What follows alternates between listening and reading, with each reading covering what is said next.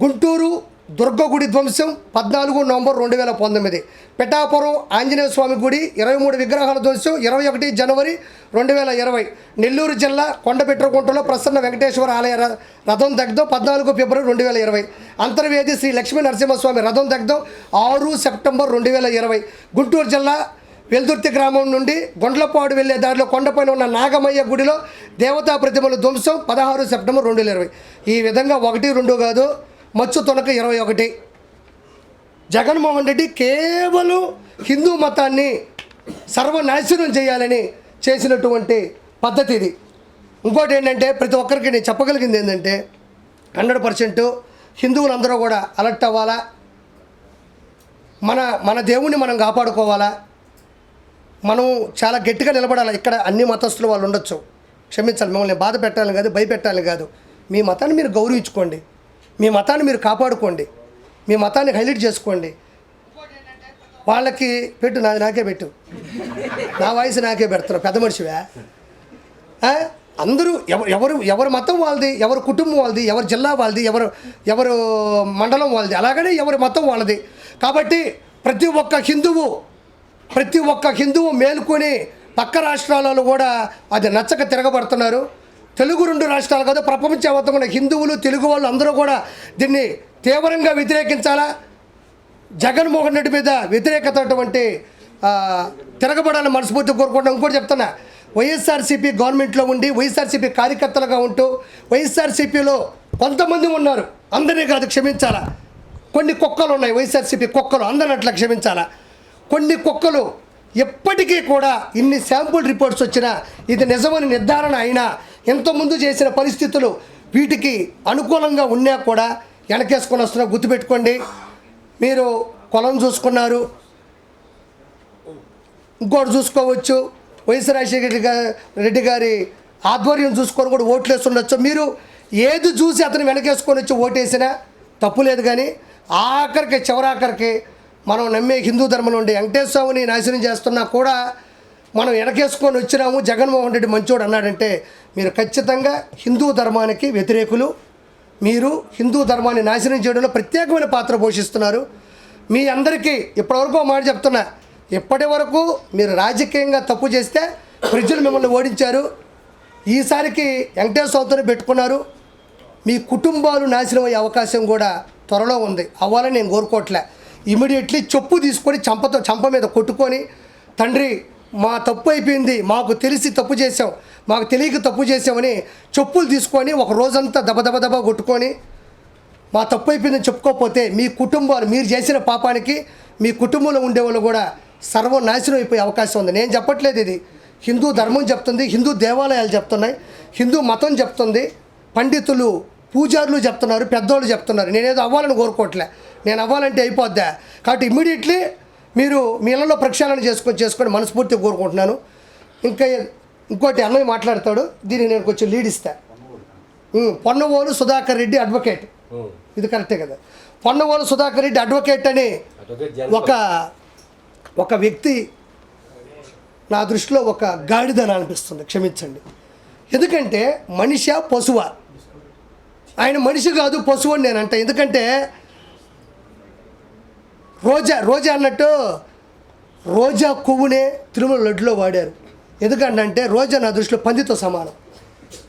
పంది కొవ్వునే లడ్డులో వాడారు, రోజా కొవ్వునే లడ్డులో వాడారు. అందుకే రోజా సంబరపడుతున్నట్టుంది. నేను ఉపయోగపడ్డాను, నేను కూడా తిరుమల లడ్డుకి ఉపయోగపడ్డాను, నా కొవ్వు తీసి పెట్టారంటుంది. నీ కొవ్వు జంతువైన రోజా కొవ్వు మిగతా అడ్డగోలుగా సంపాదించిన అడ్డగాడిదల కొవ్వు దేవుడు తగ్గించేస్తాడు, మీరే ఇబ్బంది పడక్కర్లేదు. పొన్నవోలు సుధాకర్ రెడ్డి మాట్లాడుతున్నాడు ఏమనంటే, ఏమైందయ్యా నెయ్యి 350 400 ఉంటుంది, జంతువుల కొవ్వు 1500 రూపాయలు లేకపోతే 1000 రూపాయలు, దానికన్నా కాస్ట్లీదే కదా వేసింది అంటున్నాడు. ఒక చిన్న మాట మాట్లాడతా, జుగుప్సాగా అనుకోవద్దు. వాళ్ళ ఇంటికి వెళ్ళినప్పుడు పొన్నవోలు సుధాకర్ రెడ్డి వాళ్ళ ఆవిడ అన్నం పెట్టి మ్యాక్సిమం ఏం వేస్తుంది, పచ్చడి, కూర, ఒక పప్పు, లేదా కోడిగుడ్డు, లేదా చికెను, లేదా ప్రాన్స్, మటను. ఆయన వరకు తినే మటన్ భోజనం ఒక 300 ఉంటుంది. ఈడేడో బీహార్లో పెంట ఉంటుందంట, పెంట 3000 రూపాయలంట కేజీ. అది బీహార్లో దొరికే పంది పెంట 3000 రూపాయలంట కేజీ.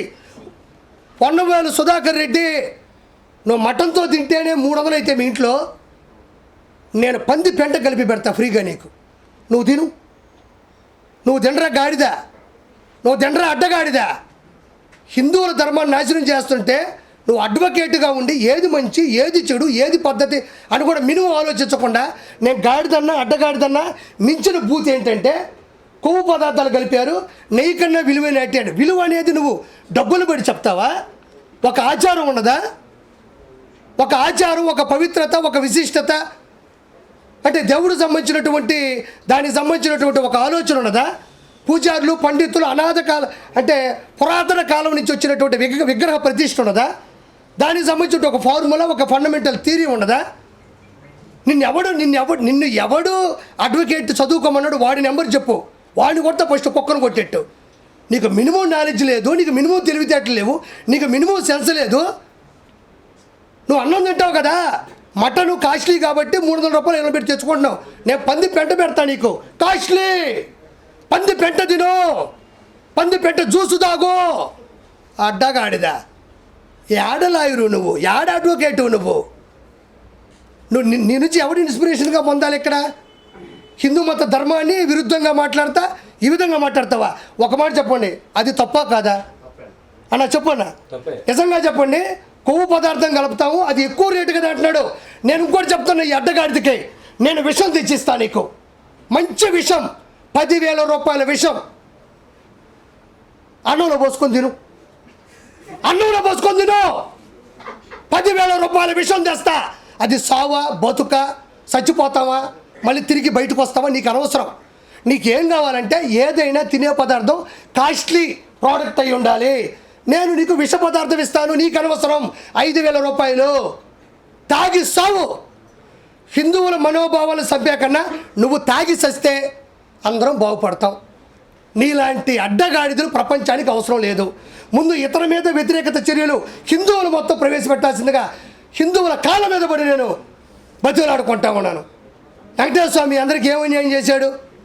ఈరోజు కొన్ని కోట్ల రూపాయలు, లక్షల కోట్లు సంపాదించిన వ్యక్తులు కూడా 10-15 మంది గన్మ్యాన్లు ఉండేవాళ్ళు కూడా, అనిల్ అంబానీ గారు కావచ్చు, ముఖేష్ అంబానీ గారు కావచ్చు, వాళ్ళ అమ్మగారు కావచ్చు, మిగతా అపర కోటీసులు కూడా అన్నీ వదిలేసి సర్వస్వం కిందే వదిలి మెట్ల మీద నడుచుకుంటూ పైకి వచ్చి దేవుడి దగ్గరికి వెళ్ళి అనుకుగా నిలబడి గోయిందా గోయిందా, ఆపద మొక్కలవాడ, అనాథ రక్షక, గోయిందా గోయిందా. తండ్రి, నిన్ను ఆ రోజు నమ్ముకున్నావు, 1000 కోట్లు సంపాదించావు తండ్రి, నీకేం కావాలో నేను చేస్తాను తండ్రి అనే గొప్ప గొప్ప వ్యక్తులు దేవుడు పెట్టిన భిక్షతో వాళ్ళే ఒప్పుకుంటుంటే, ఈ అడ్డగాడిగితులకి వెంకటేశ్వర స్వామి అంటే విలువ లేదు.